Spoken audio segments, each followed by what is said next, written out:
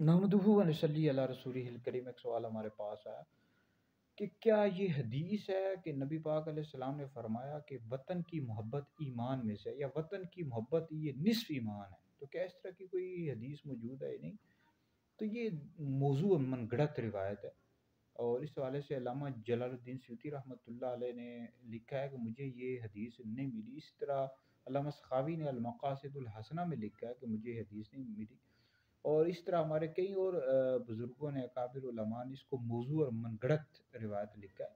دیکھیں، وطن کی جو محبت ہے یہ انسان کی فطرت میں سے ہے۔ انسان اپنے وطن سے، اپنے ملک سے پیار کرتا ہے، اور اس کے لیے جو ہے محنت بھی کرنی چاہیے، کوشش بھی کرنی چاہیے، اپنے ملک کی ترقی کے لیے کام کرنا چاہیے۔ لیکن بعض اوقات یہ بعض لوگ کہہ دیتے ہیں کہ وطن جو ماں دھرتی کا درجہ دے دیا، اس میں غلو سے کام لیتے، تو یہ درست نہیں ہے۔ ٹھیک ہے جی، وطن سے، ملک سے پیار کرنا چاہیے، اور اس کے لیے کوشش بھی کرنی چاہیے۔ ٹھیک ہے جی، محنت کرنی چاہیے اور اس کے لیے کام بھی کرنا چاہیے۔